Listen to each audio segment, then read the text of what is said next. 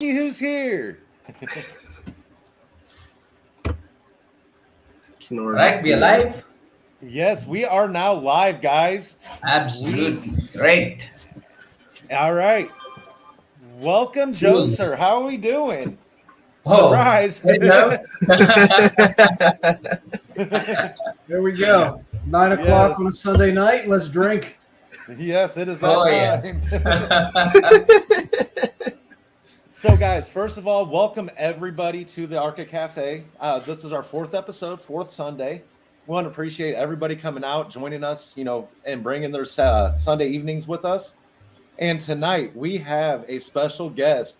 I tried to warn everybody we had a special guest. So, man, sir, thank you for coming and saying hi to us this evening. And Oh, absolutely. Spend a few hours with the family. Family number two. exactly, it's been one of them days. Yeah. Oh man, so we have Ed in the room, Ishan's here, Carlos, Ultra. Man, I can't keep up with them all tonight. Good deal. So, with the Arca guys, by the way, Mr. Aslan, how are you doing, sir? I'm doing great. Caddy. How about you and how about Questa? Can't complain. Had a pretty good Sunday. So Man, I'll tell Nice. you guys, with Arca in general, this week has been just huge for all of us here. So, That's true. first of all, I'd like to welcome, Mr. Joe on the channel. He is the program director for Archangel. Thank you so much for coming and joining us, man. This has been awesome. And, everything you're doing on behalf of the community, we freaking love you for what you have going on, sir. It is a blast. It's a lot of fun. Yes, it's stressful, but you can see the pace that we're keeping with the team and with the community, and it is flying. It is. I look at it all the time. To see how we're doing. And Oh, yeah. Ed and his team have just been, you see the website, I've got it up behind me there. Watch that progress tracker just to remind me how fast we're moving as a project. It is incredible. Really is incredible. Yeah, that progress tracker, I love when the website was updated that it brought that up in real time now, because it is just amazing to show how fast the project, is moving and accelerating aggressively. We are, to be honest, we are at 7 weeks today, 7 weeks old. Yes. So 12:35 p.m. our time, we hit our 7-week birthday. And we're probably, I would say, anywhere from a month to 6 weeks ahead of where I thought we would be. I know. So, yeah, I see that you got, with the progress tracker up behind you. I am actually going to try to bring that up real quick so that way we can just show everybody the same thing that you're seeing there. Yeah, that's our report card. That's, when we talk to the community about smoke and mirrors and a lot of promises and things like that we see in a lot of other crypto tokens, that right there is what I look at. That to me tells us how we're doing based on the community's priorities that we set 7 weeks ago. And in some cases, we set some of these priorities in August and September. Yes. So that's our report card. That's how we grade ourselves. That's what the developers look at to keep themselves on track based on what we are asking them to do. And the fact that stage 1 is gone, stage 2 is very close to being gone. And you saw some of the announcements today about stage 3. A lot of those have to do with marketing, advertising. Let's see what else we got on here. Major charitable contributions, that's a big one.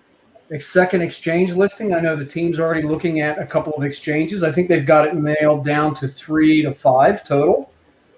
So I think you're going to see a pretty rapid move from 2 to 3 and then into 4. It's not going to be months and months away.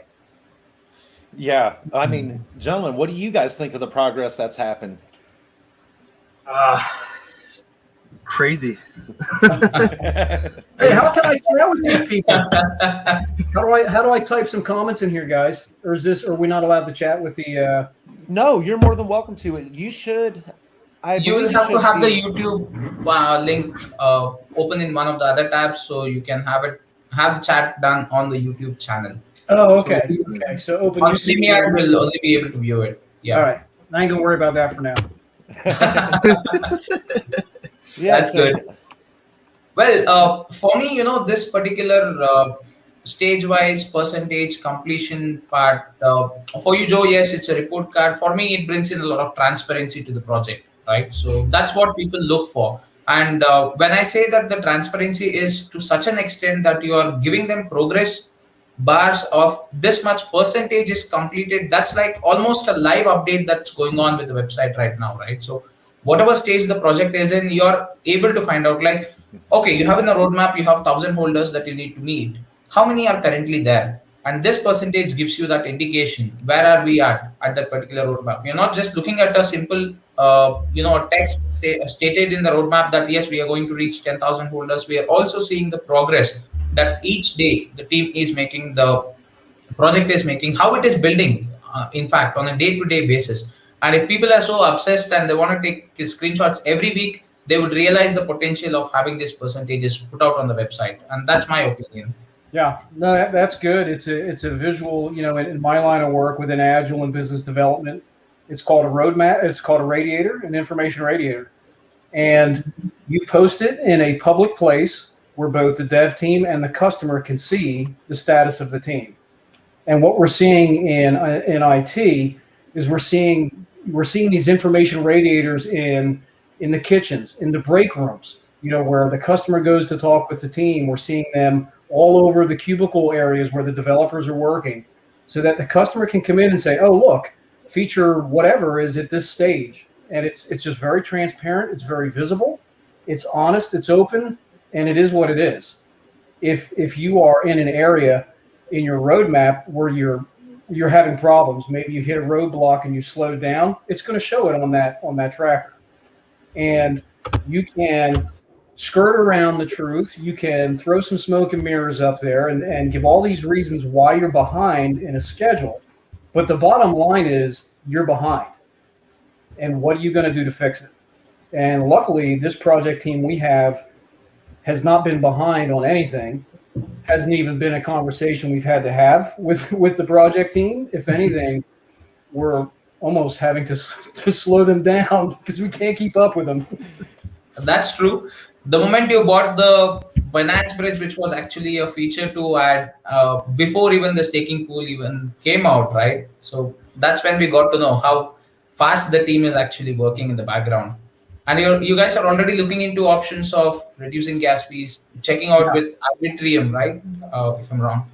Yeah, it's huge. I would say it was probably about 2 weeks ago where the project team got together in private and said, all right, the gas fees are going up. We watched them go from 100 to 150 to 200, 250. And once they started hitting 300 consistently, we sat down as a team and said, all right, some of these other things we're working on, let's push them back, get them to the back burner. Let's look at these gas fees, because that's our community paying that fee. And when you look at that fee, you're not going to buy Archangel. You're not going to buy too much of anything for $300. No, and with the gas fee, being an issue, that really limits the type of investors that could get into Archangel or any ERC20 token for that matter. And you know what? I'm one of them. I'm one of those investors. Every 2 weeks, I got $500 to spend, and when I see that fee of $300, I ain't doing it. Yep, I'm right there with you. I mean, even on a Saturday, 3 a.m, I'm watching because every $10 I can save on gas is another 200 million tokens I could buy. Yes, and we all know with Archangel, that is going to be huge in the future. Every million tokens is a big deal. I'm telling you. Yes.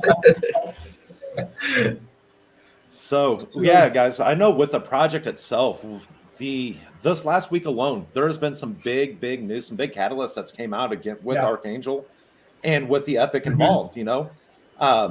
Would you like to explain a little bit about that there for us, Joe, about with Michael? And no, go ahead. I'm here to listen. I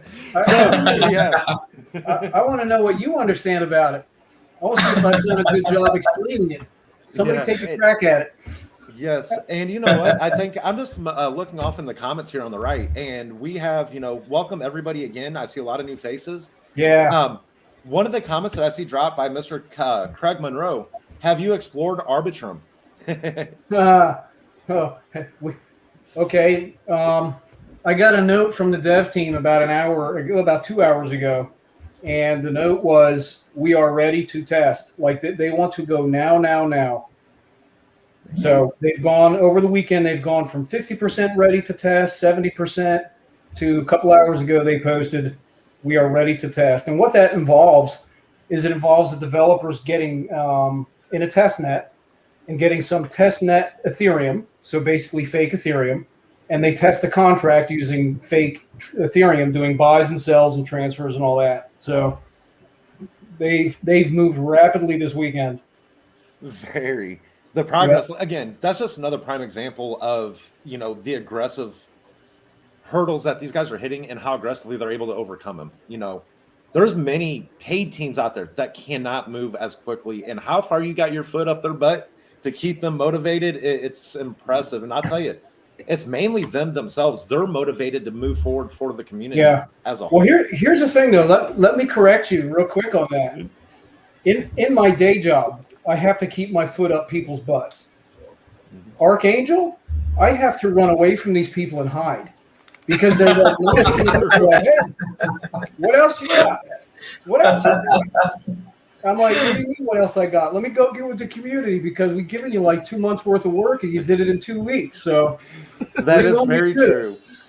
But yeah, these guys, everything from the marketing and advertising, the shill squad, the project team helping Royce out with the merch shop, the contract work, the gas fees, the exchange. I mean, the list it's incredible.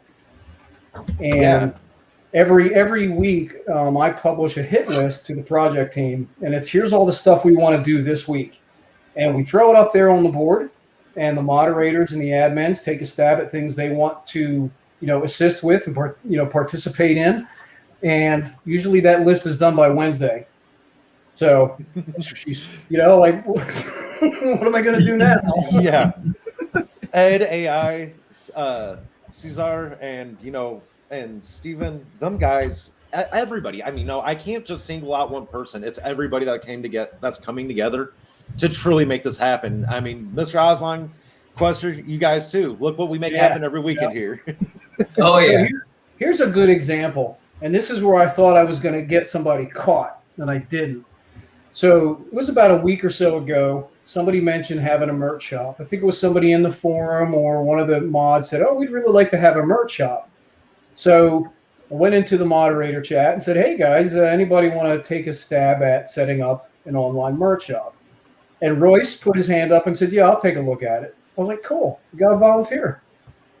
Awesome. I asked him yesterday on the voice chat live, having not had any prep at all. Like, I didn't prep him for that. It wasn't a question he knew was coming. "Hey, Royce, by the way, how's that merch shop coming?" He said this. "Yeah, I set it up. It's done. And I've already ordered stuff." I was like, "What?" So then he sends me a note. He's like, "Yeah, you want a T-shirt?" I was like, "What the hell?" Well, of course. I can't say no. So, and that's just one example. Every member of this team, it's unbelievable. It's like they're being paid $1 billion to do something, and they're not getting anything. And they volunteer for something like you guys setting up the Arka Cafe. Next thing you know, it's done. It's incredible. That's the one thing about the strength of this community, with the vision that's behind the project, the morals, the ethics that's been brought to the table, the progress that you have guys, have over under promise but over deliver every step of the way. I got to be careful. I always get tongue tied with that one. Yeah, here's a good comment down there in the chat. "Build a wall, we'll climb it. Throw a hurdle in our way, and we'll jump over it. Tell us we can't do something, we'll have the patience, and you can come with us." Yes. Yeah. So I mean, it's a mindset. It's not really how hard we work and what we're good at and what we're not good at just yet, because we're so young and we're learning. it's the mindset of saying we're going to just tackle stuff head on, 100 miles an hour. We're just gonna grab the bull by the horns and try to wrestle it to the ground. And if we need help, then we'll go get help. Mm-hmm. And there's a lot of projects that won't do that. They won't even tell you that they're wrestling a bull or that they can't wrestle the bull. But we're not. That's not our mindset. It's full front attack, full frontal. Let's get it. And speaking on that too, on topic, we have very aggressive timelines and goals for Archangel, and that's the one thing with the development team behind it. AI, Ed, both them guys. If they hit a hurdle that they can't overcome, they're not afraid to be the first ones to say, "Hey, we're hung up. We're wasting precious time. We're missing that opportunity." And that is one thing that's huge. Like I think you said it earlier in a voice chat. For the one person who says they know everything, that's the scariest person of all. Yeah, you run away from them. Here's another example within IT. Like I work with a lot of dev teams, and these are really talented developers in commercial software development. You'll give them something that's really challenging, and it's challenging. It's a project. And they'll sit there and spin on it for a week or two before they put their hand up and say, "Hey, I don't know what to do. It's out of my league. It's out of my area of expertise." Ed and AI and the teams that they have, they'll spend about 24 hours assessing the situation, measuring their expertise in that area. And immediately they say, "We can do this," or "We need help." They don't waste days, weeks, or months trying to figure out if it's out of their area of expertise. They immediately put their hand up and say, "I don't know how to do this. I'm going to go find out." It's incredible. Right. It is. Yeah. You can't pay for that. I have paid dev teams they can't do that. And it's amazing to watch these two gentlemen and their teams and their colleagues that they work with. It's amazing to watch them do it. It gives you goosebumps to watch it. The execution is it's unparalleled. I've not seen it in any other project, real world cryptocurrency or, in the crypto world, blockchain, nothing. And that is something that, that is one of the strongest strengths that we have behind this project is the amazing team that leads it and the community that's backing and supporting and making this go above and beyond every step of that way. Yeah, and it's easy to get volunteers that when you say, "Hey, we're going to do this thing that you've done a million times, and we're going to do something that's easy to do, and we're going to do something that you're an expert at." It's easy to get volunteers for that work. Mm-hmm. We came out on August 27th, and for the next 5 weeks, we said we're going to build something that's never been built before. We have no clue how to do it, but we just know what we want it to look like in the end. And they still put their hands up and said, "We'll help." And that's testament to their character. It's incredible. Yeah. It's crazy almost. Very, very. But there's Mr. Aslan. He's back. When Lambo. I'm telling you, who's that? Ella Jensen? Don't get a Lambo. They're high maintenance. Of course, I don't have one. But I got a Corvette. Hold on. I said some of us can only dream. That's not my dream. Hey, Lambo. There you go. Don't get a Lambo. But why is it that everyone's behind a Lambo? Are there not any more good cars out there apart from a Lamborghini? I'm just thinking, are there not any other brand of manufacturers who are giving you good quality products apart from a Lambo? Why is it everyone behind the Lambo? It's just money. It's it's a sign of wealth and carefree. Just basically throwing $400,000 away. I mean, the prestige. It's to make a statement. Yeah, you get the prestige of that car, and that's about it. Yeah, and then you got to pay a lot for the gas. You can always rent it. Take a couple of GTO. I'll take a 66. That's enough. I'll take a 66 goat over a Lambo any day. Who said that? That would have been 66 that's Lucifer. GTO said that. And 442. Hey, I had a 1970 442 W30, buddy. That was I built that car from the ground up. I'll say I got a 496 big block sitting out in the driveway that can't pass a gas station.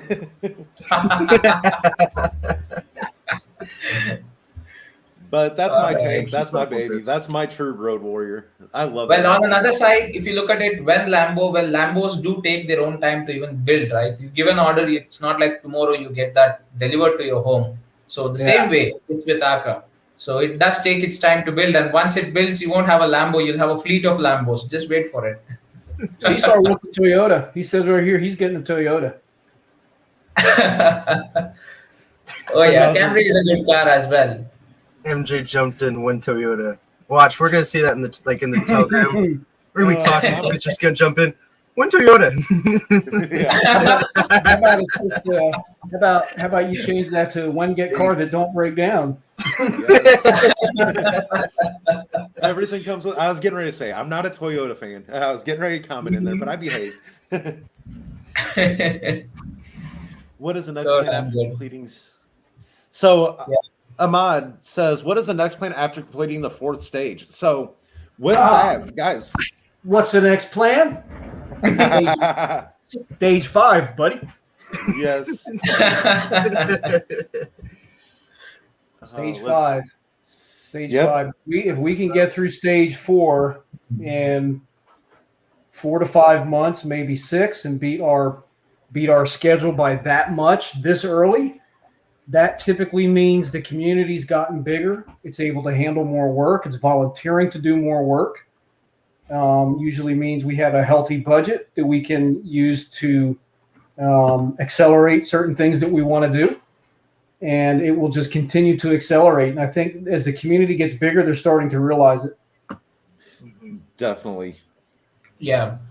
And I would like to address one question on from Crypto Morocco. So he or she, I'm sorry, but any future incentive for the folks that did pay the gas fees to get in? Well, my views on this, guys, any ERC token that you are actually purchasing, you will definitely have to cough up the gas fees. It's nothing to do with the specific project or a specific token out there. So, but having said that, the gas fees that you're paying right now to get in the project, you will definitely reap almost 10 to 15 times the benefit in the coming months. So just wait for it. That's my honest opinion. Oh yeah. And there's there are some people out there, and they have a good approach. They may have bought a token in the past when the gas fees were high, and that investment went through the roof. And they said, you know what? Even with the gas fees, I still made 50x, 20x, whatever. Yeah. It really is a personal decision on what you feel comfortable giving away and what you want to hold. And there's no right or wrong answer. Everybody's got a different approach to the gas fees. But if I go to the food store and I'm putting $300 worth of food in my cart and I check out and they tell me it's $800, I'm probably going to leave the cart right there and walk away. I'm not buying it. I agree with that. But some people are different. Some, it all depends. But we did see the gas fees come down a little bit this weekend. I saw some people posting that they were hitting, low 100s, 115. I think I saw a 118 or a 108 yesterday. But the developers are working hard on that. A lot of the solutions that they're looking at specifically focus on two things: the gas fees and the staking pool. The gas fees is because that impacts how many retail buyers we get into the token. It's, we want to get as many people in as we can at this level. The sooner the better. So how deep do we want to get in on this? One of the biggest questions that a lot of people, I think, that underestimate with this project is the true power of the staking pool. So, with the epics being created, we can all talk about it, but it's the value that is coming in with that. It's so huge. And I'm actually going to screen share it a little bit. And Joe, if you would like to just talk a little bit about this, I have the ecosystem roadmap here pulled up. Somewhere. No, don't pull up that one. Nope. Let's see. Pull up Solana's go Google Solana ecosystem, pull up the image and throw that up there. Yeah. Any blockchain, it don't matter who. Mm-hmm. Yeah, sound familiar with which one you were talking about. Let me see if I can dig for it. Oh, I guess any of them are going to work here. Yeah, it's not going to matter. Comes to buying almost 70 to 80% more compared to others. That's a bit strange. Yeah, 66 GTO says again he doesn't think the gas fees have any effect on the people buying big amounts. Yep, he's right. That's true. And I don't think it's 70 to 80% more to other projects. I don't know how. Ishan has come up with that number, but that's not true according to me. You guys can comment. He says Arka is, when you're purchasing Arka, it's around 70 to 80% more in terms of gas fees. That's not supposed to happen because gas fees remains constant irrespective of whichever ERC token you purchase. Exactly. And that's the one thing about gas fees. A lot of people don't understand, how Yeah, volatile crypto is. Gas fees is just as volatile. It changes every 10 seconds, and you could go from that $80 a transaction to $580 literally in that 10 seconds. exactly. So let's take a And- look at this real quick. Just to give us an idea. So this is Solana's ecosystem. You found this on Google, right, Caddy? Mhm. So what Yes. you see, I don't know, maybe 8 different categories: wallet, infrastructure, DeFi, tooling, Oracle, stablecoin, apps, and gaming. Look at all those names in there. There's got to be 100 to 125 names on that placemat. Yes. Right. What if just what they're showing you, these are all of the projects, the tokens, the coins, whatever, that are running on that ecosystem. They're using the Solana blockchain. Mhm. What if just 10% of those contributed tokens back to Solana's holders? Just 10% of them. Hell, even do 5%. What if just 5% of those projects sent their tokens back to every Solana holder that had them staked? Can you imagine the volume of that? Oh yeah, it's unimaginable. That's something that hasn't been seen. But if you're talking about that ratio of 20 projects per 100 giving tokens back to a staking pool, that is something that is the truly revolutionary part of that staking pool. And I don't think anybody understands the massiveness of the multi-generational and the projects that are going to be added. And across, of course, the other hurdle that it's trying to overcome is the cross-chain aspect. We're not trying to be just an ERC20 staking pool or just a BEP20 staking pool. The staking pool is going to be capable, and I'm hoping that this is still true, but I'm sure it is, that they are seeking that solution to create that multi-cross-chain staking pool. Guys. Yeah. That is part of what the dev team is looking for in the staking pool. It's also one of the big reasons why they're being so cautious with the contract, is to make sure that contract can support cross-chain staking solutions. In addition to staking, what good is it to stake if you can't swap, sell it, trade it? So Exactly. they're also looking at Arca Wallet, Arca Swap, and the staking. Guys. So Because imagine it's you just crazy. have Archangel token. You can get tokens credited to your account from the ERC chain, the BSC chain, the Polygon chain, the Solana chain, the AVAX chain, the Phantom chain. The possibilities are endless. I mean, on the technical aspect, if you look at it, that's the power of having this ecosystem built up. And again, I'm really trying to appreciate all the hard work that the team is putting in, Joe, and in fact, you as well as the team who are working behind the scenes.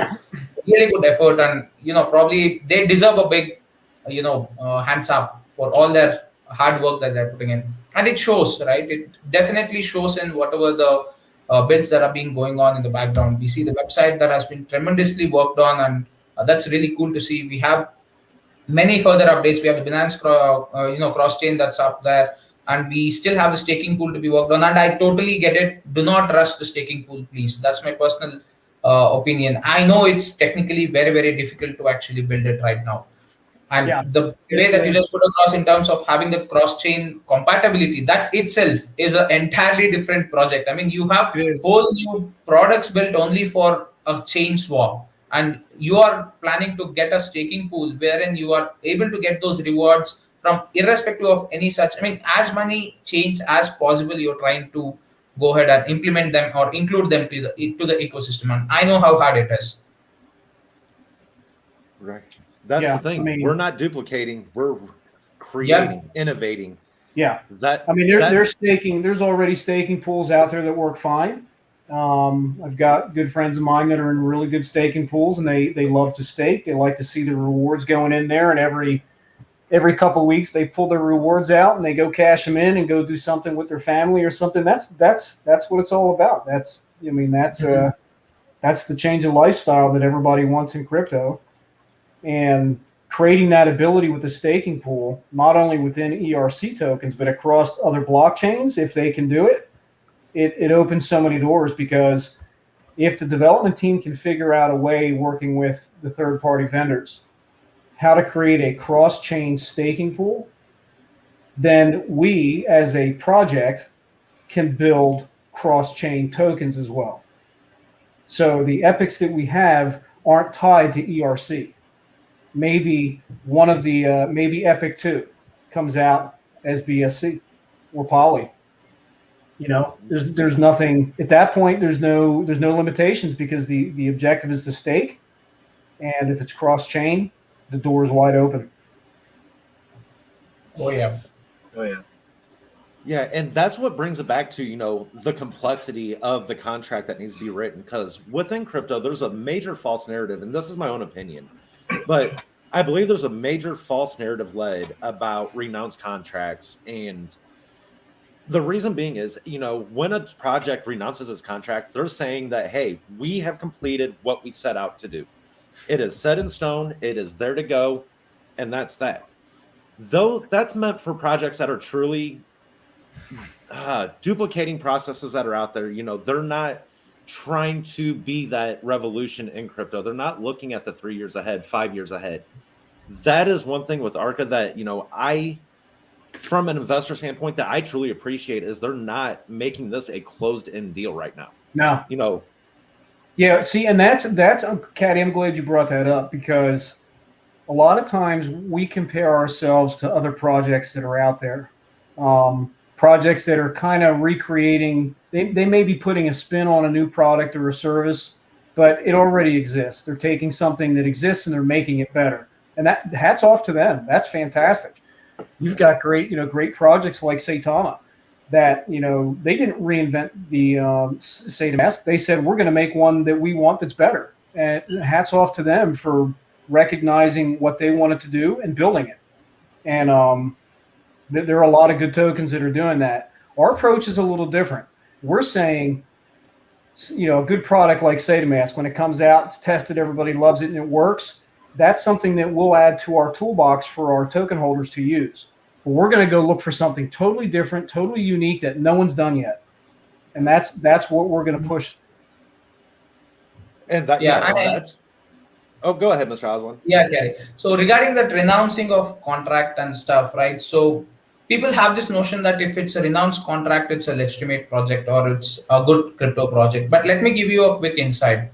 When you renounce a contract, you will not be able to make any changes or any further improvements to the project altogether for the entire lifetime of the entire project, right? So there is a segregation I would like to keep. Which are the projects you would like to renounce a contract? Which are the projects you would like to not renounce a contract? Now, if you're in a project which has a set roadmap, only one single field that you're working on, say, I'm only going to have NFTs rolled out. I'm only going to be developing a single game from my own, for my own token, and that's it. That's what I'm going to do with my project. I'm not going to do anything more than that, apart from GameFi or NFT, apart from say a staking pool, or apart from a DeFi platform or a swap. That's it I'm going to do with my project. Those are the projects which have single or just one or two functionalities built in, and they do not want to make any such changes in the near future or in the later future. Those are the ones which you need to have a renounced contract. I mean, it's not mandate out there, but yeah, those are the ones which can have a renounced contract and still sustain.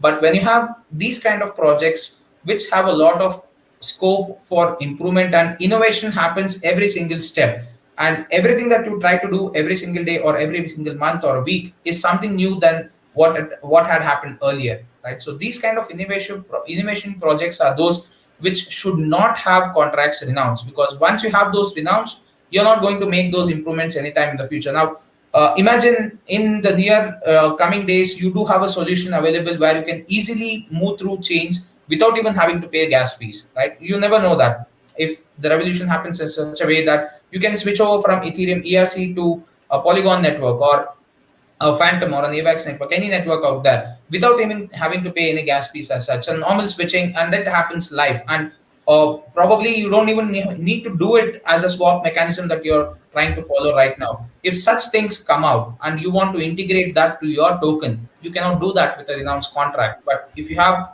the contract available with you for any changes to be modified, you can do it right away. It's just a snap of the finger. I mean, that's the way you need to look at in terms of renouncing a contract for any project. Yeah, definitely. What's your thoughts on that, Antonio? Oh yeah. I mean, yeah, I agree on this one. You know, like He's still stoked. no, like really, like I mean, just because they say it's a renounced contract, I mean, like if they have several things they want to do, and they did it too early, then it's gonna mess things up, and then all of a sudden, I think Joe pointed this out a couple days ago, where instead of just having one token doing all that stuff, now all of a sudden you have like these like 10, 20 different tokens, and you can't do anything about it because you already announced the contract. You can't go back. You can't fix this or fix that. You have to make another one to fix that problem. And it just gets this massive headache for people and for the dev team, and a lot more unnecessary work would need to put into it.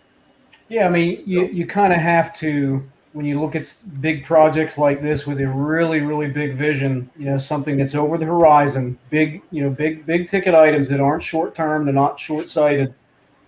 It's like building a house. Mm-hmm. You know, you pay somebody to draw your dream house for you. You want to give them $1 million to build your dream house, and they show you a blueprint like a year before you build it. And then they say, oh, by the way, no matter what happens, you can't change this blueprint. No matter what happens, you know, whether the land isn't what we thought, or maybe something changes in your kitchen, or your wife wants different cabinets. No. You can't change any of that. Sign here. Like, who's going to do that? There's no way. And this is that's just a house that you sleep in, and you know this is a little bit bigger than a house. So we're going to take our time with it. We're going to move as quickly as we can, but the steps are deliberate, and the development team is exploring things that we can't even imagine as users. So things that you see as a user, and the experiences that you gain from the UX, the user experience, they're 20 steps ahead of us. They're trying to figure out what the users are going to want 5 years from now, and how to make sure the contract can support that user experience. And that's incredible. If it means holding the contract open for a few more weeks while they look, so be it. I'm in no hurry to sign that thing, and I know they're not either. No, and I don't think anybody should be given the scope of the project itself, you know. Right. And that's what sets it apart. You know, there's a lot of projects out there, a lot of good projects too, you know, that, like Joe was saying, that they're improving an existing thing. But improving something and innovating something completely different, that's the night and day. That's what sets Archangel apart from your, I don't even like comparing it to anything else. It's we can't compare apples and oranges. It's in its own lane. As simple as that. Like there's just, when Gulfstream, that's a plane, right? You go say when Gulfstream, he wants an airplane. Wow, look at him, he's shooting higher. Man. So much for Lambo. He wants an airplane. Yeah. Now that's optimistic. Yeah. Won't have to worry about that hour wait in traffic. You could just fly right above him. Yeah. Yeah, he's gonna head right up to the cloud. I think Hugo's gonna be first in the staking pool if he wants an airplane. Yes. Right. Oh man. Yeah, he needs to make friends. He needs to make friends with Aeroflex. Aeroflex can fly him around, have his own private Arca pilot. Don't think of it this way, what if there is a project which comes out in the crypto universe, or they say they have these chartered flight services that are rolled out, and they are part of the Archangel ecosystem. Whatever tokens you get free, you can just spend that for flight charges. Just a thought. Yeah. Possible. Absolutely. Nothing's impossible. You saw the video, that was the YouTube video that was put out today, that was created by a couple of our community members, right? Mm-hmm. Yes. Yeah. I have to check. Yeah. That should give you goosebumps. Mm-hmm. It should. Caddy's Yeah, already gonna pull it up, aren't you? Yeah. It's a minute long. If you want to play it, Caddy, play it. It's Oh only a yeah, minute. if it's a minute long, Yep. let's play it. Yeah, it's just a minute. As long as you don't care about the copyright. Where are we at here? Right here, 5 hours ago. So let me get this up on screen. And give me 1 second here. I'm going to have to switch my audio so that way everybody can hear what's going on.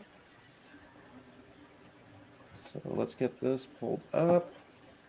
Man, you're getting good with this stuff, Caddy. I know, right? Been going around it quite a bit here lately. Yeah, dangerous. Yeah. He's been practicing on the weekdays, you know.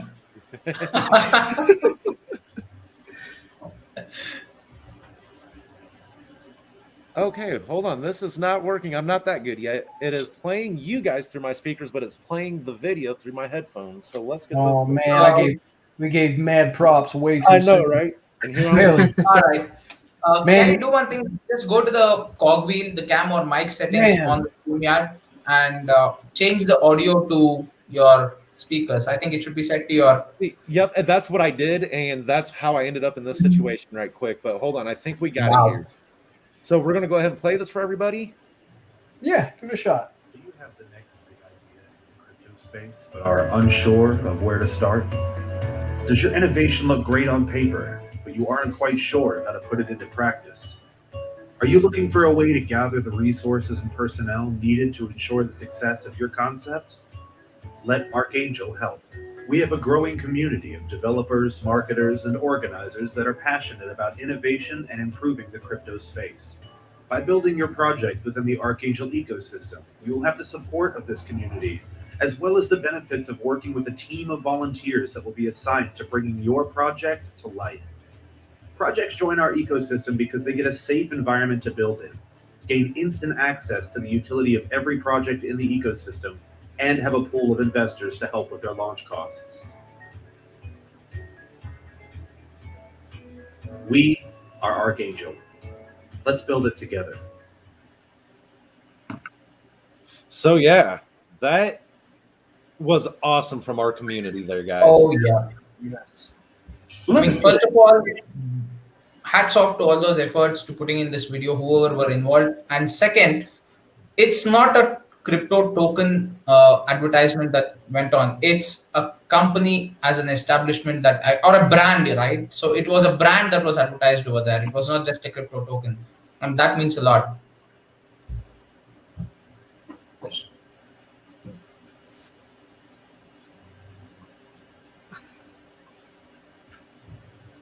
Okay, there we go, guys. I am so sorry. Give me a second. We're reconnected.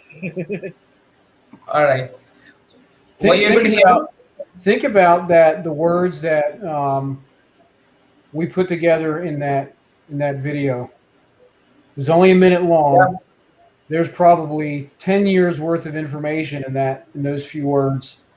We're basically telling everybody with a good idea to come find Oh, yeah. us. I have a project which has only staking. I have a project which has a swap. Now, both of it are part of the ecosystem. Both can leverage the benefits of each other. Oh, yeah. Well, I mean, what you're giving is, and we discussed this during the call yesterday, you're giving people a safe place to develop an idea. Whether it Yep. turns into a token or not doesn't matter at first. That comes along once the utility is once it's realized that it can be built and that it's useful and valuable. But there are, I don't know, millions of people out there with good ideas that don't know anything about crypto, but they know the challenges that they have right now with the way life is going, with the way the world ticks, and eventually it's going to bleed into crypto. It's just a matter of time. It's just a matter of time. Very And much what so. we're doing with Epic One, very important that we realize this as a community and as a project. We're learning how to teach ourselves how to build new projects in our ecosystem. It's very important that we learn it first Because how can you be a mentor to somebody else if you haven't done it your damn self yet? You have to know how to do it yourself. You have to know how to explore contracts and find the right magic contract to do exactly what you want it to do. You've got to explore the tokenomics to make sure that the tokenomics model that you pick for your project is going to support that project from now till death do you part. And we can't serve as mentors in the building process for other ideas and other tokens if we haven't done that ourselves yet. That's why Michael is so damn important to this community. We are teaching ourselves how to do it first. Then we can teach others how to do what we've learned. We can help them avoid mistakes so that they don't fall into the same pitfalls and traps that everybody else falls into. And we're going to share what we've learned with them to help accelerate their own process. Once that word gets out, you're going to need a helmet, a seatbelt, and a bubble. Yeah. And that still won't be enough. You're going to need to be in all of it. Yeah. Could you imagine that, having that one, instead of right now, to do due diligence into something, and even for a new project, just like starting a new business, at first that brand new business owns 100% of what they have, but they're limited on resources. And, that resource or that lack of resources limits their growth. It limits the capability, to be able to hit every target that they wanted, or why they created their business. Or you could give up a certain percentage, 2%, 1%, 0.5%, 6%, it doesn't matter. And to gain those resources to help your business grow in the direction that you see, that's what's going to be just insane. And there's two things to really think about when you watch that video. I'd recommend watching that video a couple of times. There's one scene in there that I think most of us can relate to. And there's a guy sitting at his desk, and he's got papers flying everywhere, and he's got the good ideas, and he's like this. He doesn't know where to go next. He has no clue how to take the next step. He's got this brilliant idea that in his mind will work. He doesn't know how to take the next step with innovation, with getting it, on the technical side of the house. Maybe it's funding. That's where a lot of good ideas die. Do you know how many millions of ideas die in those offices and in those people's minds because they get frustrated that they can't take the next step by themselves? The ideas just die. And that's the problem. There is so many good ideas. That's the thing. There is endless opportunity within the adoption of crypto and the adoption of blockchain. A new problem presents itself every day, every hour.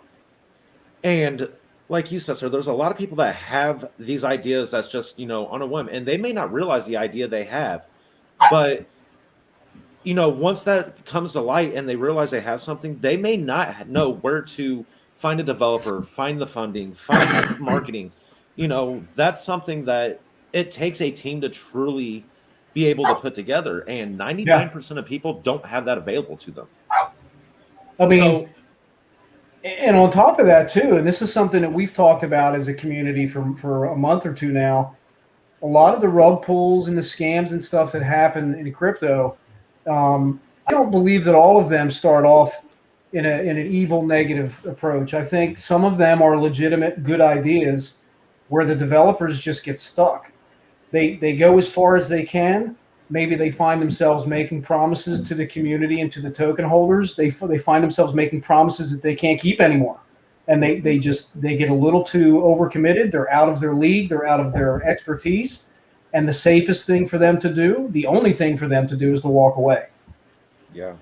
Right. And that's unfortunate. It is unfortunate. But if we can find those people first, if we can find those developers, those innovators, those engineers, those everyday moms and dads, college students, whoever, if we can find those people before they get in over their head, we can help them. We can help them. And we're gonna. Yeah. That's like, I was helping out a friend within a community, and actually it is someone from our Arka community had reached out about another project that they were looking into, and just wanted my opinion. That's something that I get all the time, is my opinion on a project, because they know my due diligence and how hard that I vet into something. And this brings us back to the gas concern. So this is where just a getting 2-click happy had ended up wrecking somebody. They had about $140 to invest into a token, went through with the process, went to Uniswap, did the swap. They reached out to me, wanted me to look at the project, trying to figure out how their $140 investment came down to 22 cents. And this was within 3 days, within a couple days. So I started looking in. I went into this community, to this project. I found their Telegram and just, said, hey, I'm here to ask a little bit about the project, and just been looking around. And that was one project that is hitting that hurdle that you're saying exactly right now, Joe. They are at that point that they don't have that proper guidance. They don't have the direction they need. They were so lost between marketing, how to approach a community. Every aspect of it was just unfortunately handled by I don't want to say undereducated, by an uninformed group of people. They came with an idea, they went for it, and now their hands are tied. Long story short, back to the gas fee aspect of it. When I was looking through the transactions, I was looking at Etherscan, digging into the forensic side, looking at their smart contract, and I had to point out, and this was the hurtful part, was to point out is, it actually wasn't nothing to do with this project directly, but your $140 transaction cost you $139.12 in gas to complete. And but with that, if that did not get brought to my attention, to see that firsthand of what you're saying right now, that a lot of these new projects are experiencing, this is something that would help alleviate that, and that is not out there right now. There is not that type of, I don't know if I should label it as a crowdsourcing, but it gives them the resources available. Michael's truly going to be that game changer. It's going to be something that's recognized, in my opinion, in every household as crypto gets adopted more and more on a daily basis. I mean, and one of the important things, and Antonio brought this up a couple of weeks ago, we're not going to be afraid to tell people that something is hard, and we're also not going to be afraid to tell them that what they're trying to do is impossible, because you've got to get that information to them as soon as possible before they step out over the edge. You don't want to tell somebody, they think it's easy to do, but in reality it's either hard or it's actually impossible to do it. You don't want to lead people down that road, because that can be really dangerous for them and for their project. And if you can head that off sooner, you can redirect them down a different path that's successful. And Antonio mentioned this, I think it was on our first cafe that we had, where just being honest and open with people up front. If you don't know something, you say, I don't know. You go find out. But that's one of the big problems in crypto too, is instead of saying, I don't know how to do that, they say, yeah, we got it. We'll figure it out. Yep. And I think that really may, dangerous. I was going to say, I think that may have to do with the fact that they are the dev team, so people expect them to be able to figure this stuff out, and they feel like people already expect them to know these kind of things. So they're afraid to step in and be like, I'm sorry guys, but I don't know. Like I don't know right now. I don't even know if I can actually do this. They're afraid to say that kind of thing because they're afraid of the community leaving them, or them thinking that they're not as experienced or they're not as helpful or anything like that. So they're more, I wonder if it's more that fear that they're like, well, what if these guys reject this project because I came out and said, I'm sorry, I can't do this. So Absolutely. They try leading them on and say like, oh yeah, I'll get it. Don't worry. I'm working on it. I got it. When in reality, they're sitting there with their hands tied being stuck. Yeah. And, and that's where the big thing comes with watch when we build it, as Joe likes to say. I got to quote you on that one. For many people, you can talk about it all day long about what we're doing, but once we truly get it built, that's when I think, a lot of eyes are going to open to where the true potential lies within Archangel itself. Yeah. And you know what? That is completely acceptable in my opinion. Mm-hmm. I'm a show me, don't tell me kind of person. There's nothing wrong with telling me. Like if somebody says I can do this, I thank them for telling me, but I prefer to say, call me when it's done so I can come look at it. Yeah. That's just how I tick. And I think that's how a lot of people tick. They just won't admit it. Exactly. And we have a comment which says the fact that any random person comes into Arca and simply puts out an idea, and that idea can come true in the real game. That's a real game changer. So damn true, right? So a lot of people do not have the resources or do not have the knowledge. Like I do not know programming. I do not know how you can actually build a crypto coin, but I might have some pretty good ideas. I'm just saying, right? So this can be the platform for those ideas to actually get up and spread the wings and fly up the sky. That can truly happen. Mm-hmm. Right. Well, and a lot of I'm just pulling out my calculator. A lot of places where projects fail is raising money. They have a technical solution, they're ready to launch it. They may even have people interested in it. They don't have the money to launch. And launching is expensive because you have to pay, certain fees to get launched. You've got to have tokens that you've got to set aside. You've got to build liquidity. Nobody wants to start liquidity with $50. So imagine this. We have, let's just say down the road, we've got 20,000 people in Archangel, 20,000. And we're now moving projects through our pipeline to get into the ecosystem and launch. And we get down to the point where that project manager, the token, says, okay, we're ready to go. We need to do a pre-sale. Let's just say 5,000 of those people, let's just say 5,000, each give $25. It's $125,000. Mm-hmm. Just like that. And how much? Just say it's an ERC. Let's say ETH is at $4,500. That's 27 ETH. Can you imagine launching a freaking new project with a 27 ETH pool? Oh my goodness! We launched with 3. I was going to say launched with 3 Ethereum. I was going to say, do we talk about with what we launched at? That many. This many. So in this case, and when you read that, Archangel as an incubation solution, 5,000 people given $25 a piece. Maybe they're going to get the price. They're going to get a pre-sale price. It's definitely going to be lower than launch. You just generated that project's liquidity with a quarter of your population for $25 a piece, and then now they can launch with 27 Ethereum in their pool. Yeah, I guarantee you, if we had a project like that, if tonight on this live stream, if Mr. Aslan was announcing that he had a project that was ready to go and he needed to raise $100,000, I bet you before this live stream was over, that whitelist would be closed. Yes, right. It would, without a doubt. It would. Yeah. Yeah. And that was one thing I wanted to point out earlier as well. How I said the devs on other projects could be afraid. It's like in this community, everybody's comfortable enough to be able to tell and be able to say, hey, I need help, and be able to reach out. That's one thing I really love and I find fascinating with this community is the fact that we all are okay with somebody coming in being like, I'm sorry guys, but I'm hitting a brick wall right here. I don't know what's going on. I may need some help. And the fact that they can be comfortable in saying that kind of thing and not having to worry about being judged or people leaving or people discrediting them is phenomenal. And it's extremely rare, I feel, and just not just in crypto, but in just the world almost in general, because again, Antonio, something else you said last week, I'm going to give you credit for this. I don't know if it was last week or the week before, but it drew a conclusion in my mind back into the other world that I work in.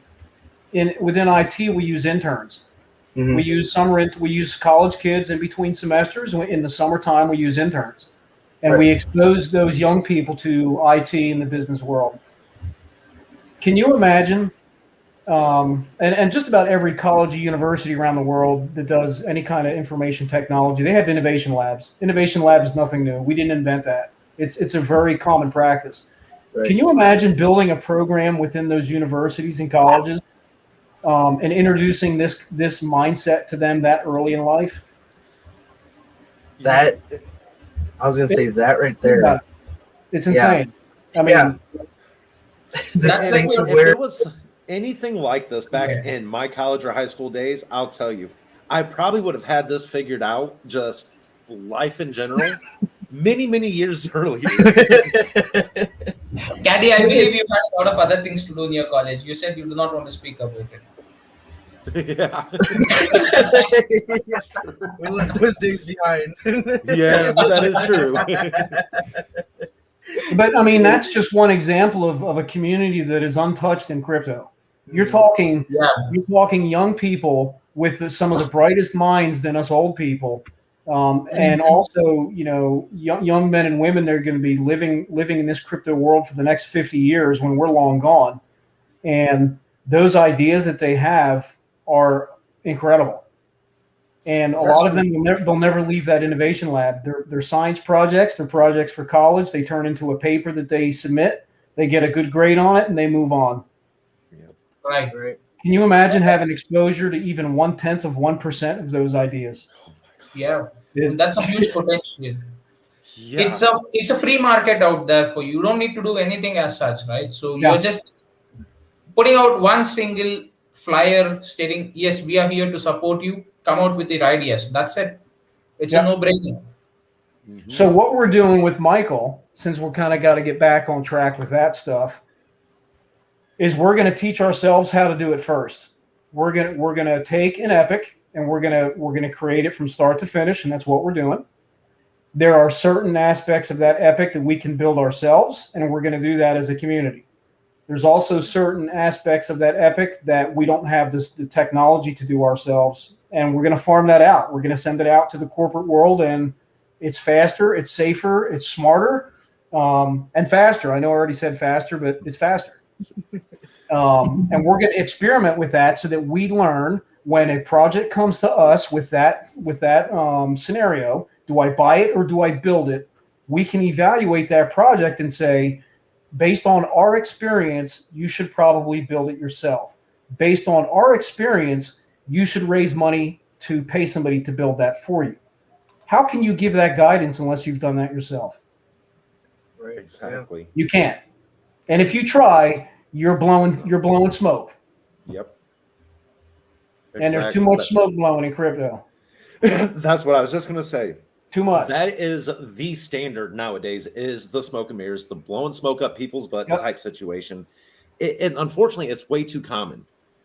And, for every one legit project out there, there is probably 700 bad ones. I think currently on CoinMarketCap that there's over 10,000 or 11,000 active tokens at this moment. How many of those are truly legit projects? How many of those projects are legit projects that lack those resources? There's a bunch. There's exactly. a bunch. There are. I mean, the last time I looked at CMC, I think the number I saw up in the top left corner was 13,800 projects in crypto. 13,800. That's insane. And you know what? Probably 3/4 of those won't make it through the year. Yes. Right. That's right. And what really stinks is that of those 3/4 that won't make it through the year, half of them are probably good ideas. Exactly. They just didn't get the support that they needed.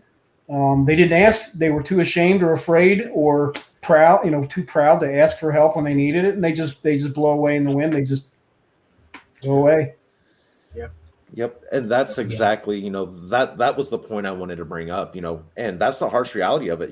Over 70% or 75% of tokens will not make it past that 12-month mark.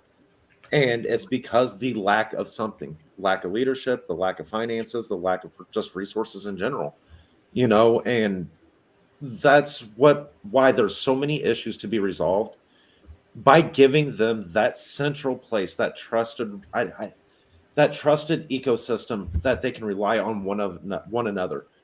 The potential of this, the broadness of the spectrum of this is just, it's endless and it's mind-blowing. And could you imagine that project coming in and knowing, hey, they've done this, they have this resource already, why recreate the wheel? They have proven theories, or not even theories at this point, proven tactics and resources that works. So their chance of success just went from that 30% of success in a year now to a 95 or 100% success, depending on its utility. So you combine exposing people to that willingness to learn with them and help them explore in a safe environment. You give them exposure to the ability to raise capital very quickly with a huge community, even with a small amount of money, right?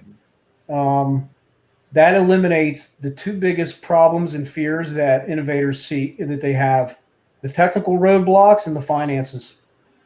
Yes. Right. And if the mindset changes when you tell them, we've got a technical problem, we'll help you figure it out. I need money, we'll help you figure that out.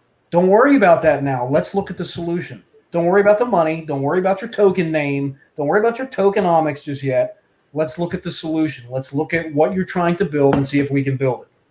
That's number one. Right. Number one. That's true. I mean, we Rest- speak over. The rest will Yeah. happen. The rest will happen. Exactly.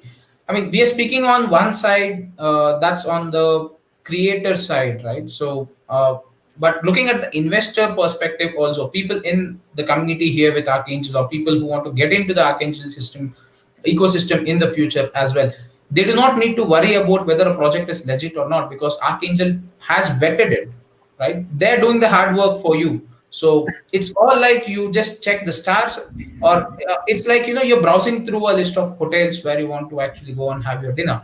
You just check at the star rating, or go to Google Play Store, check the star rating or the comments, and move ahead with that particular product, right? That's how easy it is for you right now with Archangel ecosystem built up. So they're doing the hard work in the background. All you need to do is, it's just like a marketplace. It's not coin market cap, but it's a marketplace now, right? So it's not just info that you have, it's about also vetting the project. And all you need to do, you can be safely assuming that, okay, if I'm going to go ahead and choose this project, it's not going to be a rug pull. It's not going to be a scam. That is something that is really, really needed. And that work or that research cannot be done by each and every person who is right now entering crypto. It cannot be absolutely done. Most of them do not even know how to use a swap. Okay, right? I've been speaking to a lot of people. They do not know how to use pancake swap or even uniswap. They do not understand the concept of gas fees. They just keep complaining about, they don't know what slippage is. I had one of my friend who purchased a project on the BAC side.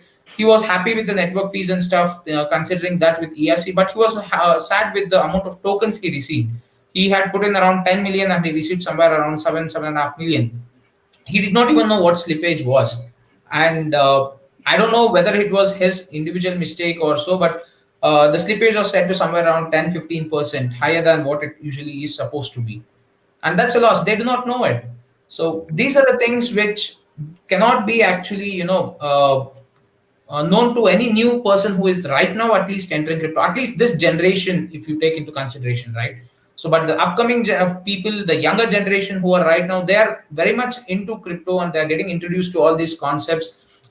There are certain colleges which I'm aware of here in India as well, which have started adding this to their, study curriculum too. So they are getting that awareness built up right from the scratch there. But for all those people who are in the current generation, they just want a safe place. They just want a area where they can just put some amount of their money, at least for the retirement, and get something out of it as a profit. That's what, as simple as people are looking into. And well, it's a hype train that's out there, but no one really understands how crypto works. But with this platform coming into picture, where people, there are a set of people who are actually vetting and doing all the background work, and all you need to do is just choose the product you want, go ahead and buy it. That's as simple as it gets, and that's really huge. Well, I get a lot of private messages, a lot of DMs that say, "Damn, you put out a lot of information." Yeah. Why do you think? And the project team does too. And I'm basically just the guy who tries to make it make sense and put it in some kind of logical order, because what most of our project team are super smart people, and they need somebody like me to make it make sense, because I can't compete with them on their intelligence. But the reason why we put out, and really think about this, because this has a lot to do with the ecosystem and the mentoring that Archangel wants to be within crypto. We put out all of this information to teach us how to do this in the future. What, every vote that we take, every update that we put out there, every marketing discussion that we have, whether it's a vote or not, we're trying to show the community how to become those mentors within this environment. And if we share enough information and we keep pounding it into our skulls, when the time comes, we can serve as those mentors to these project managers and these token creators. It's not 5 of us or 10 of us or 20 of us sharing this information with these projects. It's thousands and thousands of archangels that have that capability. Thousands upon, and the bigger the community gets and the more information that we share with each other, the bigger our mentor community gets. And when a new project hits that project development forum that you're going to see on our webpage, when it comes out, the project development area, you're going to see projects hit that. There may be one that you're interested in, and that's when you jump in and say, I'm willing to help. I'm willing to help guide that project manager along that path. And the more you learn now, the more we learn together as a community, the more we do together, the better. The more, the better. Right. And the beauty of it is crypto world is very small. All you need is just internet, right? The crypto world is very small. I'm sitting here in India and I'm speaking to you who are halfway across the world, right? And that's how small it is. And you have a project, you have an idea with the person who is in Philippines and you have a developer who is out there in the US. It's just an internet connection that's needed to bridge you both. Right? So technology has made it so small. Yeah, and that's the thing, like when it comes to, if we want to look at this as a finance standpoint. Now, guys, with me throwing that word out, I got to throw out this out there. None of us here are financial advisors. We're only here for enjoyment, educational, informational purposes.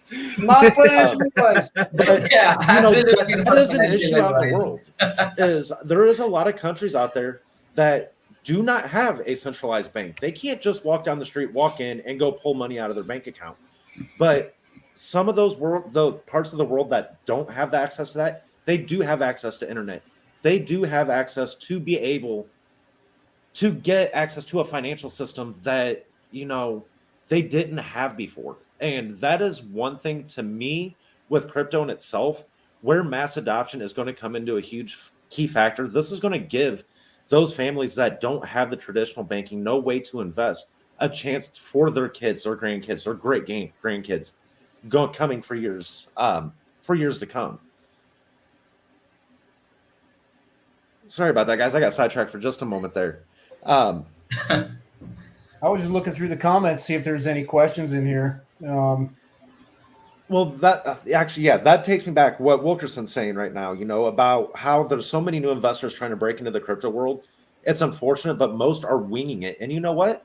That is what 90% of crypto enthusiasts, when they come into the space, that's what they're forced to do, because it's one of those situations. If you don't know to ask, you're not going to ask. And I'll tell you, what made me start my YouTube channel altogether, I was that person. I got into crypto. I did, a few centralized exchanges. I ventured out into the decentralized, and there was a couple mistakes made.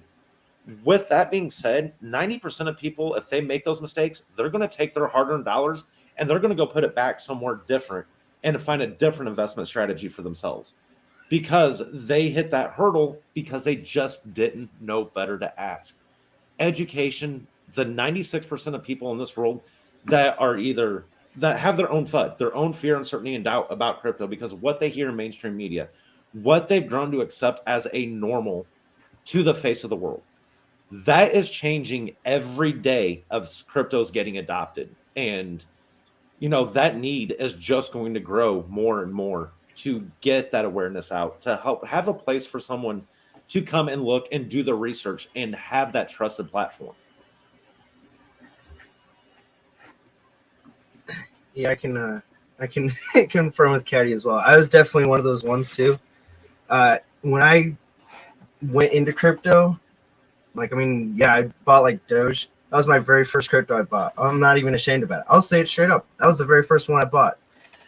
And then I found decentralized one, like Uniswap, all that kind of stuff, and I just threw myself into it. Like I was in a dark room, but I was like, you know what, let's go for it, and I did it, and it sucked for some parts because I mean, yeah, there was those issues that I ran into, there was those problems, there was all sorts of different obstacles that I had no idea existed, nor that I thought would face, and kind of like how Caddy said, like that kind of helped me. I was like, well, if I'm having this issue, more people are probably gonna have this issue as well, especially this past year of how many people are going into crypto itself. And I thought that was a basis right there to start the YouTube, you know? So yeah, that's the thing, you know, and I know, Mr. Aslan, you have the same convictions we do as far as beliefs of, you know, I see your descriptions of your videos and in your channel, you know, that is what I think what drew us three with the Arca Cafe together is, you know, we all seen that need, seen that issue, that flaw within crypto, and trying to meet that need. Yeah.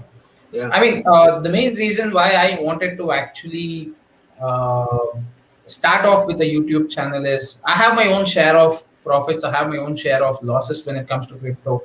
Imagine 2.5 years back, or say 3 years back, I had around 15 Ethereum with me, and I sold it for just around, say, $100-$200 worth of profit right now. 15 Ethereum. See, at that point of time when I was actually investing in crypto, I did not know what it was, how it worked, what are the things that would come out. It's not about the technology I was behind. I was only behind the money and the profit. So that's what made me sell those Ethereum coins out there, and that's my personal journey. And after which I sold this Ethereum, I put that into some other token, and that crashed. I had a huge loss, and that's when I said, okay, it's not the field for me. I need to get off it.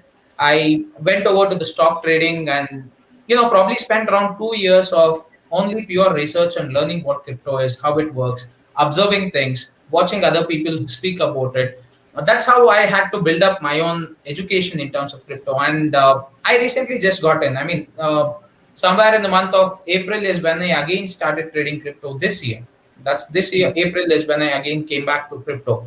And after a couple of months, I thought, okay, now that I have this knowledge with me, let me go ahead and spread it. Because there are a lot many people out there who do not know how crypto works, who only go ahead with the hype that's happening with people, influencers. I do not blame the influencers because yes, they do their work. It's their bread and butter. They do earn income from that. It's not their mistake, but people do not understand how things work. So I want to be a person who would like to explain it to them in as simple words as possible, because not everyone understands the technical angle to it. And with my engineering background and my market research current day job that I run, yes, I do have some sufficient knowledge right now to go ahead and spread it to the people. I'll try to put it as simple as possible, and that's where I would like to see, in the near future. And that's the whole thing why I even came into YouTube in the first place. And it's a huge gap, like a lot of people are speaking on YouTube with a lot of tokens. No blame game as such, but a lot of them who speak about it here, the local Indian channels as well, they do not understand the concepts of what is happening in the background. They just speak about it. The price is this today, it's going to 10x, it's going to 100x. How is it even reaching a 10x? What do you need to do to reach it to be a 10x? What is it that has to happen? Your market cap has to grow. You need more people getting into the token, right? And that's something no one actually speaks about. You need the liquidity. You need to watch the liquidity out there. You need to see how the liquidity moves, whether more liquidity is being added so that more people can get in. And is there any, liquidity available if you want to sell tomorrow? That's also important. A lot of people, the recent scam, right? The Squid game, the Squid token that did happen, they were not able to sell their tokens, even though it reached from few cents to $2,500. I mean, those are the things that you need to be really careful about, right? So you chase behind the price and all those green candles that you see on the graph. That's not going to help you build your portfolio. That's not going to help you build a potential profit-making you know, option in the near future. You're only looking for short-term profits. You're not looking at the bigger goal. And my approach to investment is very straightforward and simple. I invest in something today. It's like a Google or an Apple stock, right? I look at it for the next 1 or 2 years. That's where I would like to see. And yes, I do have few short-term projects which I will have as part of my portfolio. But a majority of them right now, this year, 2021 December end, till then, I'll only look for those projects which are truly having a potential to run for say the next 5 to 10 years minimum, because this is the right moment for you to get into such projects. And trust me, Archangel, I've been very happy that I'm part of this team. Yeah, and like how were you breaking it down there about the ones that we're looking at the chart, looking for that 10x, 100x, as we're talking about content creators and influencers. There's a couple different niches or niche of content creators and influencers, and I'll tell you, some of them are a very rare breed, and you got 3 of that rare breed sitting in this room right now. 95% of your influencers and content creators out there, they're out there and it's no shame in this. It's their career path. It's the path they chose. Is that paid to promote, paid to shill? What gets left behind, kind of left in the background, is those people creating the true content, that in-depth utility of the project. I look at it as you got your technical content creators and you got your fundamental content creators. And that process, that terminology goes across so many platforms. To me, it's not even funny. I look into a project, I look at fundamentals. What is going to make it be here in 3, 6, 12 months, 3 years, 5 years, 10 years, and for the next decade, next generation? That is where a lot of people, when they follow that hype, that's how, certain projects, they're up in 6 months to 600,000 holders with zero utility released. And that's from those paid to promote, paid to show, and getting the word out. When a project is bringing an innovative utility to the space, it's not something that happens overnight. It's not something that, Rome wasn't built in a day. When we are bringing something, this project is bringing something so huge. This is that project that you're going to hold for 1, 3, 10, 20 years, because the staking pool, the way it's made for that passive income in the multi-generationals, and the open-ended concept to the ecosystem. There's no closed-end concept. There's no end game to Archangel. No, there's no end game. There's if you want to see an end game, take a Google what you Googled when we first started, the Solana roadmap, the Solana ecosystem, and on a wall somewhere where you got a lot of space, take the Solana ecosystem, plaster it on the wall. Take the Binance, the Polygon, the Cardano, the Ethereum, plaster every ecosystem, the Avalanche, plaster them all on the wall, all the way around you. There's no end game. No. There's no end game for them. There's no end game for us. It's going to continue to get bigger. You're going to see a lot of shifts within crypto, within the different sectors, as different technologies become more refined and more developed. It's not going away. It's our job to figure out which wave to get in front of and get in front of that wave. We want to be in front of that. Yeah. So, and that's one thing that I also have grown to really appreciate about with Archangel, and the way these analysis and metrics are created, the way that we get that the information is received. It's not just based on straight research. This is actually an engaged community reaching out to the crypto investors, to the people who are experiencing this every day and seeing the real issues that lie within crypto, not based off an article one person had wrote, not based off of one person's tweet about their experience. This is an actual reaching out. Hey, how do you utilize this? What is it that you enjoy? This is actually something that is honing in on the everyday crypto investor, the every person that is inside the crypto space and has experienced this, and what haven't they experienced? Where does their knowledge lack? And that is something that I haven't seen in any other project. They say they're making innovative solutions. But how are they being innovative if they don't have the foundation, don't have those fundamentals of what needs to be done? That's right. Yeah. Yeah. So I And, didn't catch you all at a loss for words there. No, and one thing I wanted to add on as well. This is what they want to ask, Caddy. We hope our ship comes in before the docks rise. You know, just take a look at that real-time progress chart. I took that off the wall. That used to be on my wall. That was on my wall for years, and I took it down. It's now upside down in the corner. Yeah, that's the one thing. Because the mindset is different. It's not, we hope our ship comes in before the dock rots. My mindset is, I see a dock that's rotting, I've already started to build a new freaking dock. Exactly. Yeah. Exactly. That it's just a mindset. It's just the dock's not gonna rot if you don't let it. Mhm. It is the mind over matter, and when you can present, acknowledging that solutions are needed before a problem truly presents itself and gets to that point. That is where I feel that you, Joe, yourself, this team, that's where they're ahead of the game.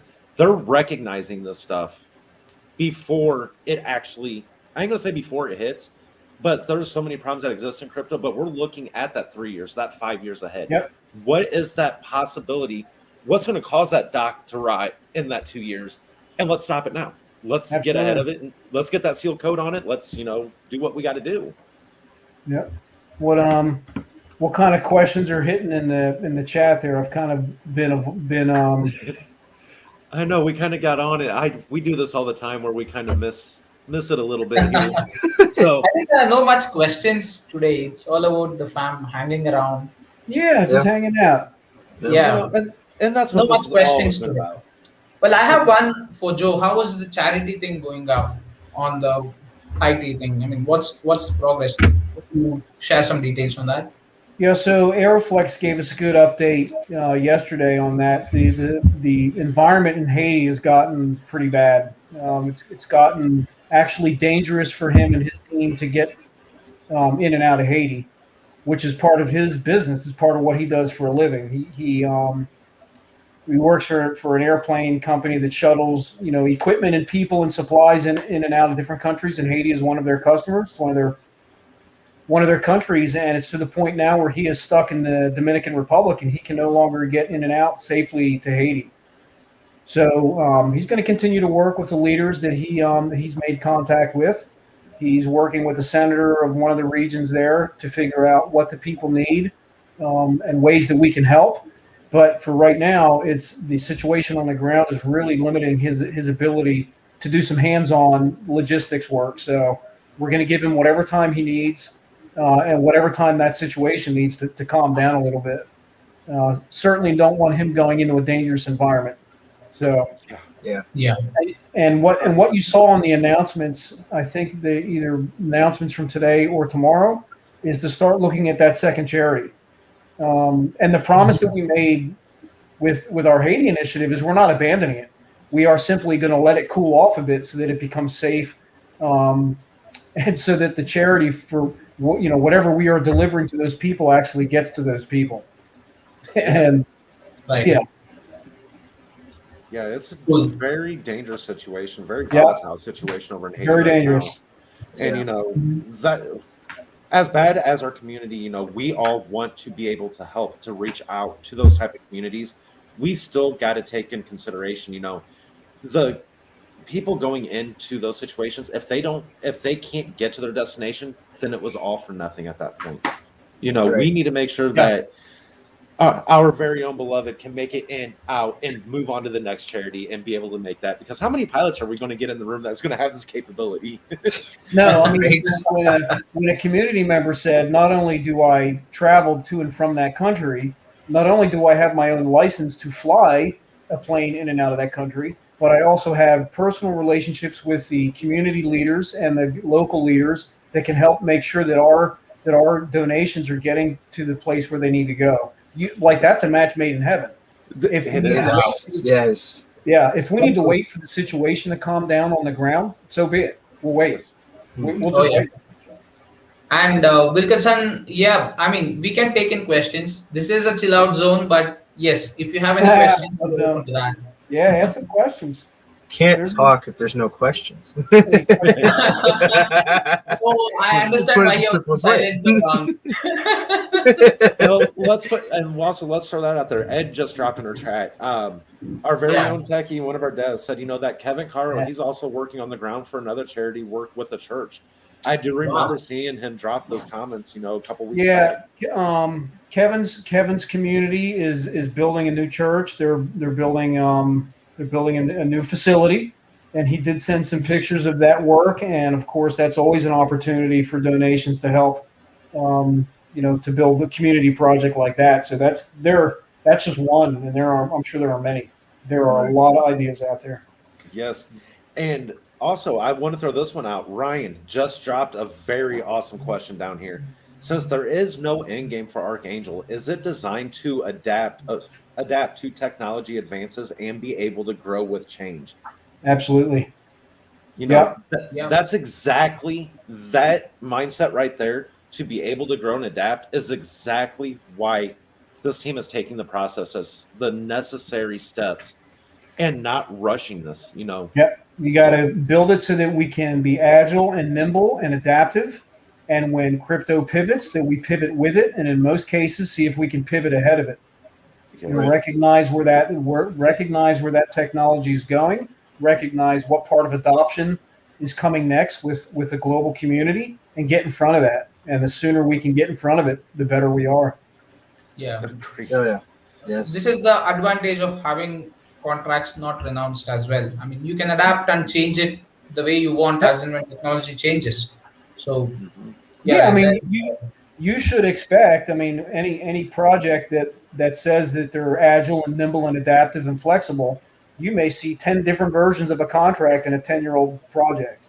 That's normal. I mean, go out into the corporate world and find an executive team that's been with the company for 10 years. You don't see it. Usually every 2 or 3 years, you have rotation of executives. They come in, they set a strategy, they execute the strategy. They either hit their mark or they miss it, and then they move on to the next one. Mm-hmm. Right. And that's version 3 of that company's executive leadership. Version 4, version 5, version 10.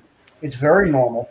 And what our developers are working on now could very well be a version 2 of our contract that gets us to the place where we can do the staking pool and have the flexibility with our gas fees. And if that's what we need to do, if that answers those two huge, if that answers those two problems, guess what? That's common sense. Yep. That doesn't even require thought. No, and that is the one thing, is to recognize those problems now. Yep. At the 50-day mark, 49-day mark, I believe it is exactly. Finding that now and being able to resolve this versus when we're at that 1 billion market cap with 300,000 holders, this is where that proactiveness really shines its light on us. That's where I really personally respect what they're doing, because they're recognizing these problems early on and the solutions that they are finding. Well, here's the thing. Here's the thing too, and I'm glad you mentioned that, Caddy, because what makes this team so special? I'm not talking about me. I'm talking about all the people that are working behind the scenes. Is they're willing to say it works for what we have now, but we think there may be challenges with that 3 years from now with 100,000 holders and a $10 billion market cap and 50 tokens in our ecosystem. And that kind of forward thinking is what is shaping the work that they're doing. And that, when you have a team that thinks that far out over the horizon, they're making up problems to solve. They're trying to think, what could surprise us 5 years from now, 2 years from now? And they're leaning forward and finding those solutions now so that we don't get surprised down the road. And it also reduces our risk tremendously as a project. Tremendous risk reduction. Yeah. To recognize those problems early on, to be that proactive thinker, that is so life-changing and saving I'm trying to think of the exact terminology I'm looking for with this, but it is what is needed. And many projects do not look that far ahead. They don't have that mindset. And that falls into the, that 70 percentile that may not make it out of those 12 months because they just didn't have that proper guidance and have that correct mindset going into this. Okay, so Yeah. two-part question, Joe. You mentioned in the live the other day that Archangel's contract will be renounced. Then you said Michael will have to have paid workers to help facilitate its goals. No doubt. There is that's who asked that, Wilkerson? Yes. Wilkinson? Yep. That is a question that has kept me up more nights than anything else. And I've talked to a few people about this. Some of them are in this live stream right now. I've used a lot of people in our community that I've never personally met as sounding boards to get their ideas. At some point, there are some things that our project has to do, and it's not just Archangel; it's any project. We're going to have to. Someone's going to have to give that aspect of that project their attention. There's no way around it. That will be somebody's job. One of the things that we're going to need with Michael are called authenticators. And authenticators do nothing but work with projects that want to include their information within the ecosystem. We're not going to give away too many secrets here on live YouTube, but Yeah.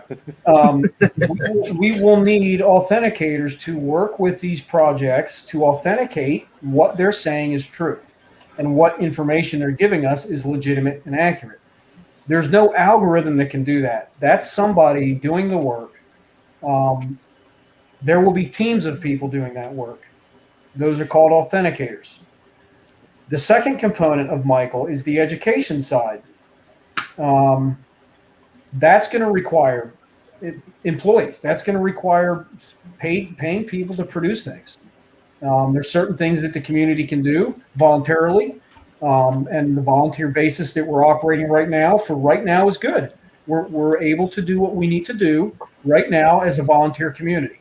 But as Archangel grows and as the ecosystem grows, we're probably going to have to make a decision sooner or later on when to start branching out. When somebody needs to be responsible to do a job that needs to be done. So that is, you can't avoid that. Not with the kind of growth that we expect. There's no avoiding it.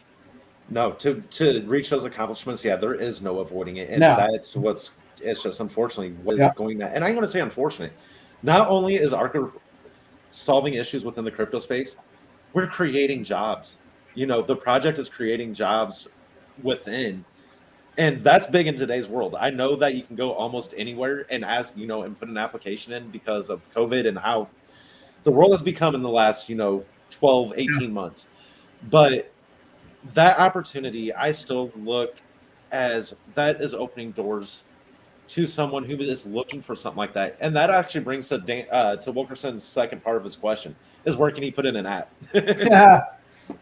I mean, think about it. When we launched Archangel, we set aside 7 quad in that operating budget. 7 quad we set aside.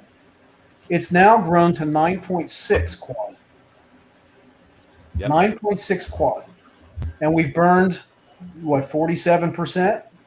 Yes. That wallet, that massive wallet is there for a reason. That is a workforce incubator. It is a marketing and advertising incubator. It is exchanges. It is everything you can imagine that Archangel's going to need to do over the next 25 to 50 years. Yeah. And it does include having a paid team to execute some work, because that's how some work will have to be done. There's always going to be some things that the community can volunteer to do. And we're going to continue to do that because it's fantastic for the community to get involved like that. But there's also some things that you just want to go pay to have done. It's faster, it's safer, simpler, less risk, and just flat out smarter. Yes. Right. I mean, I have a technical solution in mind, and it's going to take me a year to build it with volunteers. That's great. I go to Mr. Aslan, who runs a software development company. He says, I can build that with 5 people in 5 weeks. Guess what? You got the job, buddy. How much you want? Yes. True. And that missed opportunity cost, you just got to Yep. weigh it out, that risk versus reward. You do. And Yep, in that's it. the IT space, and you can vouch for this, Joe, there is such thing as being, first to market. And that is very critical in some spaces. But they're not wanting to. This is one thing that I also really appreciate is you guys are not sacrificing that quantity for quality. They are hand in hand. And going forward, that is something that has never been blindsided to. That is something that you've never put blinders on, that you take those both into consideration as this project proceeds. There's a lot of builder buy analysis going on in Archangel right now. There's a ton. Because we have so many initiatives that we want to do, and we can go in a million different directions all at once. It's just a matter of, do we build it or do we buy it? Yep. And that's not a decision that we take lightly. It's a decision that takes a lot of research and a lot of coordination. And every Arka token that we have is very precious. So we defend those. We defend them. Every token is important. Every single one of them. Oh yeah. And that's like, today, with some of the progress that's been made in 2021 in the crypto space, we've seen one token go from, launch, I believe it was with 11 zeros, and now with them hitting their all-time highs, every token, what you could buy 5 trillion in this project for 6 months ago, you'll be lucky to get 5 billion or 5 million tokens at that cost today. So let's talk about that.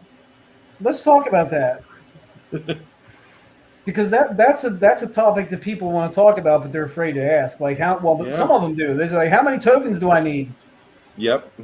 I mean, Yeah. how many tokens do you need? I mean, if you trying to think of the right way to say it. I know. Because this is not financial advice. You know what? I think somewhere buried in here. Let me see if I have it handy here. Yes, I do. So let's get that going. There you go.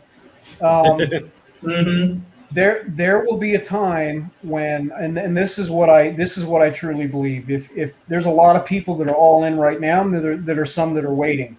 They're waiting, like that analogy that I gave earlier about being in the blackest of night, pitch black. You can hear that somebody setting up a light around you. You hear them working. They're setting it up. They're getting ready to plug it in. It's plugged in. Now they're getting ready to turn it on. There are some people that need to wait to see this ecosystem and how it's going to work. And I actually think that's a majority of the people. I think a majority of investors in Archangel want to see how this is going to work and look. And that's a very normal approach. Very normal. They're willing to wait to see it. The problem is there may be other people who aren't willing to wait. And it just depends on what price point and how many people come in that aren't willing to wait, or they're watching the action within that progress tracker to see how close are we. So it's a very much a personal decision. How many tokens should you own? The bottom line is you just want to be able to expose yourself to that staking pool down the road, and as many tokens as you can put into that staking pool as possible. Yes. As many as you can. Oh, I don't know. I get chills every time I'm just scrolling over the ecosystem roadmap. That is something I have bookmarked. Usually it stays pinned on my desktop, one click away. And every time I look at that, it just still gives me chills. I mean, I've lost sleep just looking at that one page. I know. Because there is no, and we've said it a million times, and we're going to have to demonstrate it for it to sink in, and that's fine. Demonstrating, that's totally acceptable. It's normal. And that's not a deterrent for me at all, or the project team. We have to build it. You have to show it. But once people see it in action, maybe one token doesn't do it. Maybe they want to see 2 or 3 or 4. Once they see it in action, it's going to be a dynamic response. Yeah. So let's see here, Erwin. I can't wait for this token moon holding strong. And you know what? I don't even pay attention to the chart with this token. I don't care if it moons, if we drop down. it does not faze me because the utility that's truly behind this, that's where the masses come, and that speaks for itself. Wilkerson, he had dropped another question. As I read the white paper and the light paper, I understand it that everything funnels back to Arca. Archangel is to be the foundation for everything that comes in the ecosystem. Yes, 100%. The only way to benefit from the ecosystem is either to have a project that is consuming the utility. So from a technical standpoint, you benefit with Archangel by the shared utility. From an investor standpoint, the only way you gain access to that staking pool is with Archangel tokens. That's it. That's the only way into that pool. If token X joins Archangel ecosystem, token X will not be able to be in our staking pool. If token X investors want to be in our staking pool, they got to buy Archangel. Yeah, it's that simple. And he mentioned that we did miss a question in there earlier. He says that Era asked how many people are on the Arca team. Last count 23. Hold on. Hold on. No, if we count all the community, I think 3 weeks ago on the community side of things we were looking at, there was over 86. 23. 23. And then with the community, that puts us well over 100. Well over 100. Oh, that's just the people helping to shape ideas and keeping solutions moving. When I mean, that's a trick question there. How many holders are active in the Telegram? I don't know, maybe 300 or 400 actives, like no kidding active. That's how big our team is. 300 to 400. Let's see here. Another question, and I'm new to crypto. Can you explain the staking pool? Still not out, so we'll wait for it. Explain the staking pool. Yeah, it's actually pretty. I mean, it's actually pretty easy to explain in like 30 seconds or less. As when tokens join Archangel, we give them the utility of the ecosystem. Every piece of functionality and utility that we develop as an ecosystem, they're going to get for free. The only thing that we ask of that project or that token is that they take a small amount of their tokenomics and send that back to the Archangel staking pool, 1 or 2%. We're not talking 5%, 10%, whatever. A small percent of their tokenomics gets sent to our staking pool. To get access to that staking pool, you have to have Arca and you have to stake it. If you have Arca and you stake it in that staking pool, you will get access to every project that is sending tokens back to that staking pool. Every single one. Yes. And just remember, guys, think back to that Solana ecosystem that we had pulled up. That is just, I don't like comparing it to another project because it truly is not, but look at everything within that ecosystem and imagine that, getting a kickback from everything. Yeah. I mean, even that Solana is a massive project and it's a fantastic one and it's a huge ecosystem. It's very effective. It's a very good ecosystem. Cut that in half. Matter of fact, take 5% of it. Just take 5% of that ecosystem. So you're looking at 20, 25 tokens. I don't know how many are in there, but even 5% of that. And every one of those projects, every time there's a buy and a sell, it's kicking tokens into a staking pool. Every time. It's ecosystem volume. You're not relying on the volume of one project. It's the whole system. Every token. And if we do our job as Archangel, we are introducing to the community new and exciting and innovative things that people want to use. And that's what's going to drive the volume. Not another swap, not another this, new stuff. Things that drive innovation and adoption. That's what's going to drive the volume. And this HC, will we go to the moon, Joe? I think I can answer that for him. Moon's too close. Yeah. We're going to skip past that and go hit Saturn's. Go hit Titan. Yeah. And I wanted to Oh, go ahead. You wanna go, Kelly? Okay. Yeah, I was just gonna say I just want to give that 10-minute warning. We're about an hour and 50 into this, guys. Time flies when you're here. Oh yeah. Yeah. So another question we missed. Ofidel had asked, "Is there any chance the next charity could be the Nature Conservancy?" I think we should I think we should collect ideas for that second one, because I think with Haiti being in the situation that it's in, I think we're at the point where we can lean forward a bit and start as a community identifying some ideas and getting those ideas floating around in the main chat. And let's pick one or two or three. We'll take a quick poll on it to see what folks are interested in doing it, and let's do it. There's nothing stopping us. Right. Pick And one more thing is, Pick one. Have an exactly. idea, get it out there, Yeah, get it out. get it out there, and let's go. Right. We're not talking about a $20 million, donation that lasts 50 years. Like, let's go. There's nothing what's stopping us? Nothing. That's true. Yeah. And if anyone who is out there who is having certain affiliations or knows such charity related organizations as well, that's a good start as well, right? So there's some kind of credibility that you guys would have already vetted, or you're being indirectly or directly part of that organization. So that would be an easy way or a walkthrough as well, right? So you can have a community poll done directly stating this is a charity that we are planning to go ahead and donate for. So that would be an easy way or easy fix too. That would fasten the process all the way. Right. Yeah. I mean, And we're not going to corner ourselves with our charities and our organizational projects. If there is a need out there that we can assist with, doesn't matter how big or how small it is, and it's something that we can do. It can be a one-shot deal.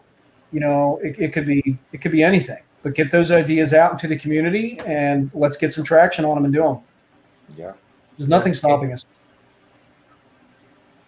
And Ryan asking here, he said, so staking pool, basically investment tokens that you give and then get a return on your investment each time the token uses the ecosystem. Not sure I understand that. Invest tokens that you give and then get a return on your investment each time a token uses the ecosystem. The token exists within an ecosystem as its own token. And every time there's a buy or sell transaction, that percentage gets thrown back into the pool. It's like it's built into the contract, kind of a transactional tax that you usually pay when you transact with any of the tokens, right? So it's kind of a built-in contract-based mechanism. Like if they're integrating their token or project to Archangel ecosystem, then this particular coding would be integrated to their smart contract. So there is nothing manually to be done. So all you need to do is just sit back and relax and see those token amounts grow. Yeah. and what we're doing with Michael, the reason why we have presented the fast track and we've talked about track 2 is because we have the opportunity, if we can clear another hurdle, we have the opportunity to build that very first token a lot sooner than we planned. Not only does it help demonstrate the staking pool, but it will teach us how to create other tokens for that same purpose. Utility, solving a problem, adding value, giving holders a valuable solution that they can use, contributing to a staking pool, and watching those tokens get distributed to the pool. The sooner we can see that, the better. Right. We're not going to rush it because it needs to be done correctly. But the sooner we can demonstrate that, the better for Archangel. Oh, and I know you guys are not ever going to disappoint with us, the progress that's going and how aggressive it is. It will be seen sooner than later. I really have that feeling. It's a matter of time. If I were to put out in the announcement group all the stuff that's happening, you wouldn't have any time to live, breathe, work, fly. You can't, because here's the problem. I got 23 people working full freaking steam on this thing, and I saw a comment in there about, Joe, when are you going to sleep? 1 hour a day is not going to cut it. Tell them people to start in. Just give an hour. In fact, I don't care. We've told them, it's volunteer. All of us are volunteer, and work when you can. When you can't, don't. So, it's everybody working on their own pace. And right now, their pace is insane. Right. Right. They're going to work. It's showing. It's truly showing in the progress that Yeah. the team is making. And then Wilkerson said, last and final question. Will we continue voting on things as we grow, or will a team Yes. of people be designated voice of the people? No, we're going to continue to solicit feedback and community voice, because that's how we grow as a community, and that's how we learn to mentor the entire ecosystem as it grows. You don't have one Joe, one Ed, one AI, one Quester, one Mr. Aslan, one Caddy, one Royce, one Terrence. We have 50 of them people. 50. Right. That's right. And that's when this thing just goes ballistic. Yeah. Yeah. And Joe, When the new on the project, same, yeah. I'm sorry, I have a wraparound thing on the same question. Like, do we have any plans of limiting that voting capacity to some of the holders, say a minimum cutoff of these many tokens are the ones which would get the voting rights in the near future as the community grows to a very large number? No. Or would it be still open to each and every person who is part of the system? Every person, whether you own one token, you know what? There are people in our Telegram that don't own any Archangel. Yep. Yeah. There are a few. Sure. I've been contacted by people that said, "Am I allowed to vote? I don't have any tokens." I Mhm. absolutely vote. Yeah. Sure. Exactly. This Participate. question was purely directed to those set of people. Yeah, it's not exclusive. Yeah. Because And- most of the projects out there, I mean, especially the one who have that decentralized system, they do have a cutoff of voting, and probably to a certain extent, sometimes it leads to a little bit of bias. When Yes. people who cannot get into the project early, or probably at a later stage, they get in with a small bag of whatever they could afford, but they have some really creative ideas that they can present or probably help out with the community. They would be And- left out because they do not meet that minimum requirement of voting, right? So, and probably certain extent, if you see that we have 4 options where the project has to be directed, say 20% of the entire holder count, say out of 100 people who are holding the token, only 20 people at the top 100, or 20% is around top 100 or 150 wallets, because people do create multiple wallets when they have big bags with them, right? So that usually gives out that biased approach of moving ahead with the project. So this totally opens up to the entire community, and that's the beauty of community power, and I Yeah. like that.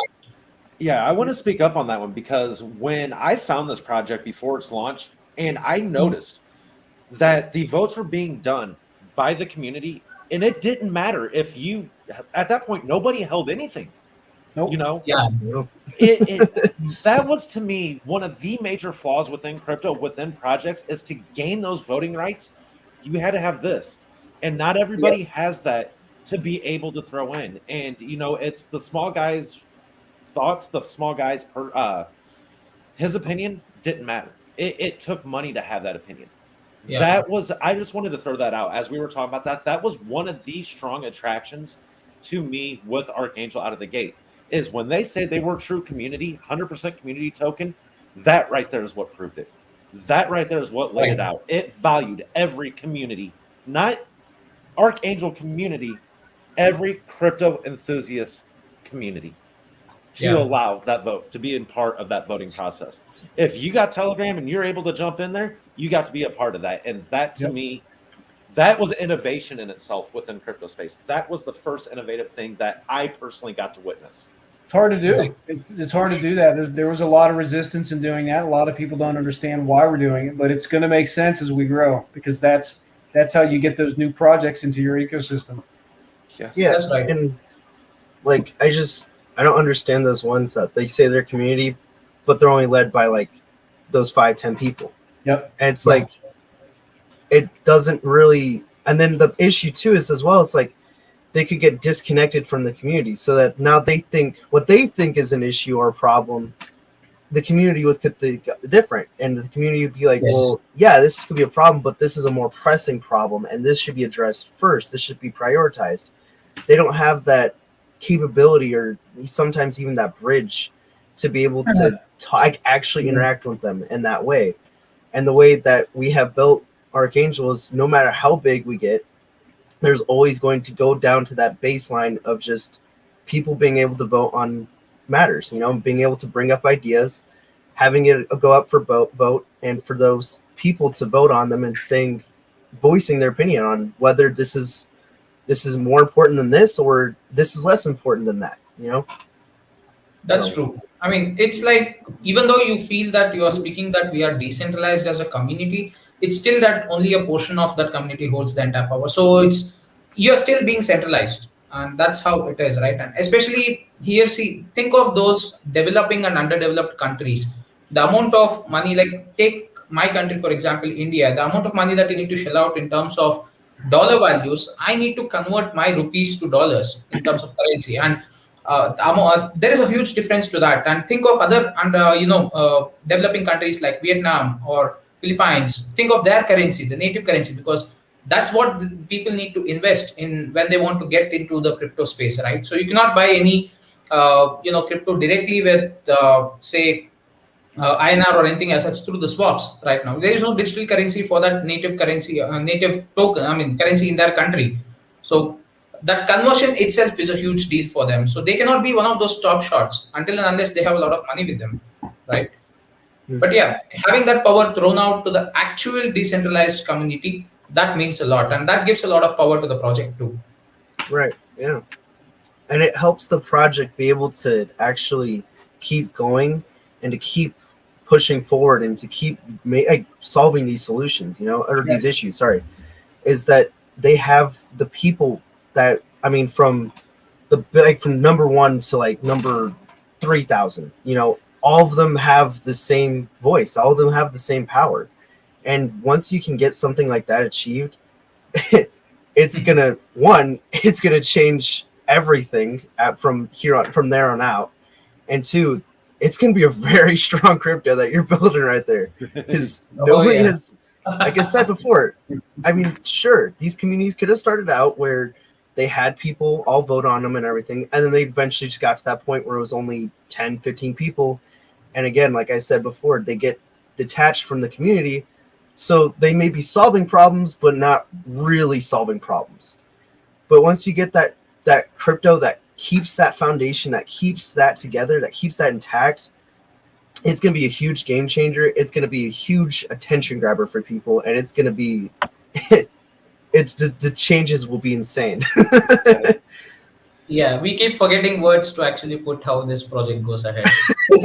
Yeah, you guys started inventing words, man. I guess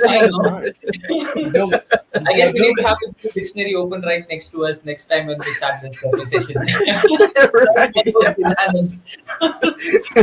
in awesome and search for synonyms in Google and try to keep each word lined up for each sentence that you put across. Well, gentlemen, yeah, I think we need to probably jump into some closing thoughts here.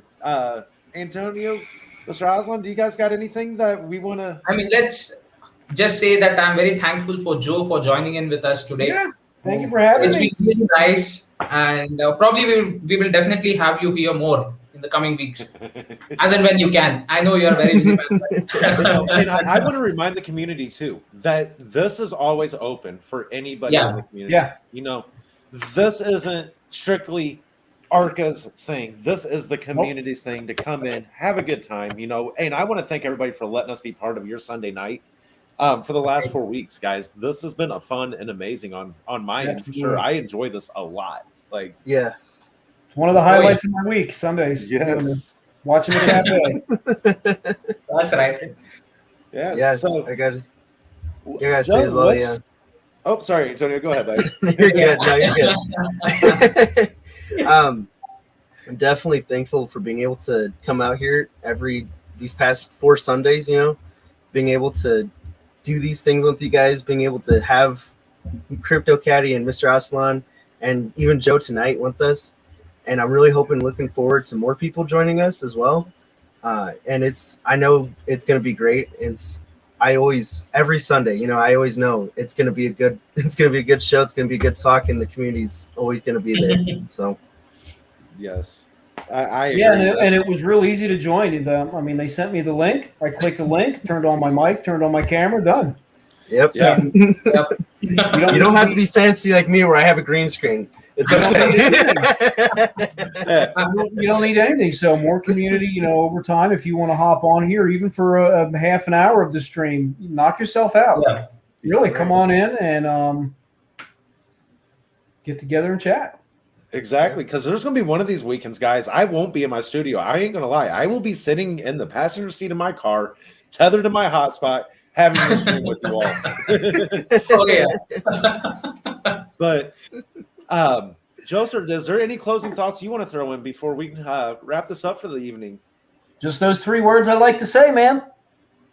We build it. Yes, just one. That's all. That's all that matters. We build it. Yes. And it come heck or high water, it is getting built. That's it. You will see. You've seen some signs. You'll see more. Yes. Mm-hmm. Yeah. Oh, I can't wait. Yep. Alrighty, guys. Is there any other questions though before we wrap this up? Did we miss anything in the chat here in the last few minutes? I just want to make sure. Yes. Quick here. We build it. We build it. We did miss one. What's the question. prediction of how Archangel progression 1 year from today? Well, yeah, I mean, we have been speaking about the Michael epic that's going to roll out. That's one thing that's going to really happen very quick, pretty quick, in fact. Yeah. Michael's going to be out not only well under a year, but you're going to have spin-off tokens of Michael in that year, in that same year too. It's when once that floodgate opens, it's open. Yep. And It is on. I'm going to relate them back to the Archangel token website. Go back down to that real-time progress tracker. What you're asking a year, look what they have laid out in 9 months and the progress that's being made, and use your own judgment on where this project is heading with the way things are being done. I mean, if I want to put across my thoughts, we would definitely see at least 2 to 3 tokens as part of the staking pool rewards by the end of next year. That's my optimistic prediction if you want to consider it. Yeah. You're going to see 2 to 3 tokens in that ecosystem before. Yeah. Anyway, I mean, I like to keep it low, but get it high. See, the dangerous thing there that's a was safe estimate, Mr. Yeah. Aslan, you made a very. I'll just say you made a very safe estimate. And we that's had a prime example about under. See, I always get tongue tied with this phrase. This is where they're always under promising yet over delivering, guys. Yep. This is that prime point. Yeah. When we set an objective or a goal, we make it logical and feasible, and then the first thing this team sets out to do is beat that damn goal. Yes. That's the mindset. We set one that is feasible, that's logical, that's attainable, and respectable, and then we say, how can we beat it? Yes. Yep. So I see one last question in here we overlooked, and it was from Mr. Ed himself. Sir, okay, is my leave approved? No. I think you know that answer already. Right? No. Leave, that is not something in vocabulary. I don't know what English dictionary you got, sir, but that word does not exist. That is the only word you will see from page 1 to 1500. Oh, guys. So, this has been so much fun. Joe, again, I appreciate you so much. The community. Oh, yeah. Thank you for having me. Good time. This is anyone is always more than welcome to come on. I don't want anybody to ever think that this is a closed type thing. It's not. This is a cafe. That door is open to anybody and everybody wanting to come in. Come ask your questions. Leave your comments about the project. Anything, that's what we're here for. Have a good time, enjoy your Sunday night, and and get some info on Arka as well. Yeah, just as Archangel voting it's the same way the Arca run or the cafe run. Sorry, no matter how big we get, this cafe will be open to you guys, no matter what. It's the same as the voting. That stuff will never change. If you want to look at something that's static within Archangel, the cafe opening and the voting. Those are the only things that will stay static. Everything else will be dynamic to change. Yeah. The cafe is not governed by any smart contracts. Right. Ed said what? Well, maybe he missed the sign. Yeah. No.